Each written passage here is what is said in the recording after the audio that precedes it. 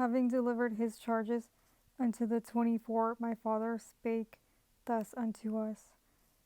My beloved children, thanks be unto you that you have one and all accepted the burden of the world upon which hath so much sorrow already descended.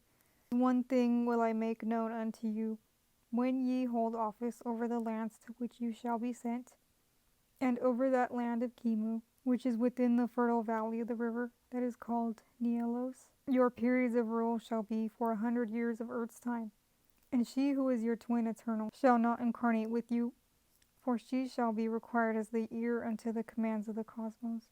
The mortal sex bodies that ye shall wear shall not be crystallized by the act of mortal sex union, but shall be a less material body, and one that can be produced at the will of the karmic lord Melchizedek. And when the garment is ready, then shall he command the awaiting spirit to take its place within its walls. 7 years before the reigning master shall vacate his mortal shell, shall the karmic lord Melchizedek crystallize a like garment for his successor, and this shall be so that the heir shall be instructed during the passing of the 7 years in the mysteries. For know you from past experiences that the act of incarnation doth dull and cramp the ego.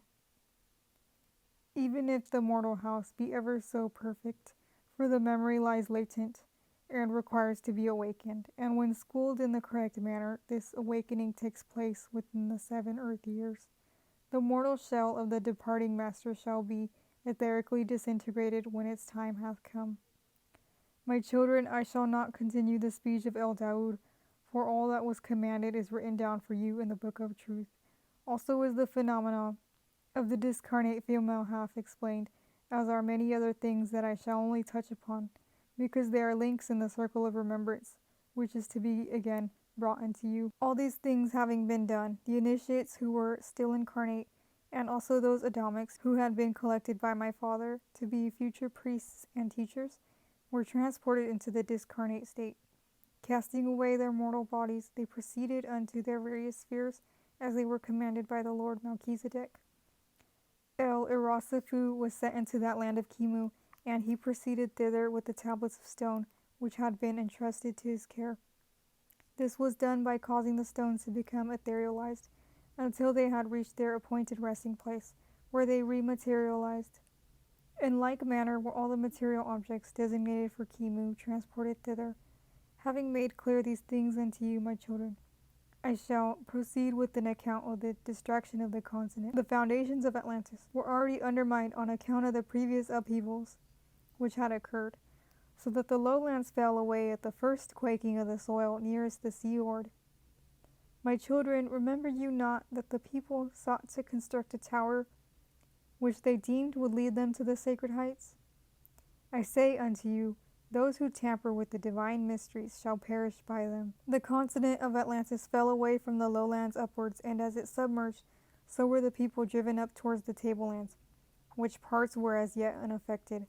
Some of you may ask, why did they not escape from the continent in boats? The reason was because the sea was a seething mass of molten lava and sulphurous tongues of fire, and all who were bold enough to approach were swallowed up or scorched to death. As the days went by, the tablelands in turn became affected and crumbled, falling away into the sea, till at length were the population that remained, left in a crowded mass around the slopes of the highlands. Yet could they not approach them, because only those who possessed the knowledge of the adept could levitate thither. Yet, my children, were the evil ones of Atlantis to see from within the jaws of death those sacred heights which they had so striven to reach. Outraged nature was to play her part, and suddenly a huge crater was formed within the sacred heights, and truly did it seem as if Satanicu awaited them. In that cauldron of fury, the sacred heights subsided, and telescoping into the bosom of the earth, afforded those people congregated upon the tablelands a glimpse of what they had striven to see.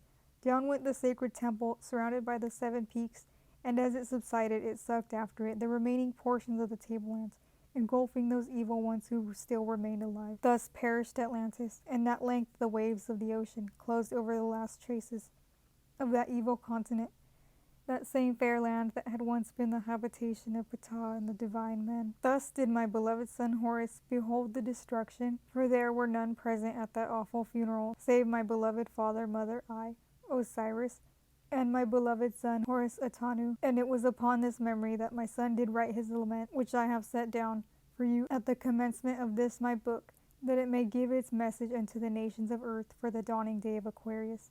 I think it would be of interest if I here quoted the lament of Horus, which has just been mentioned in the foregoing script. It is as follows. Lamentation of Horus.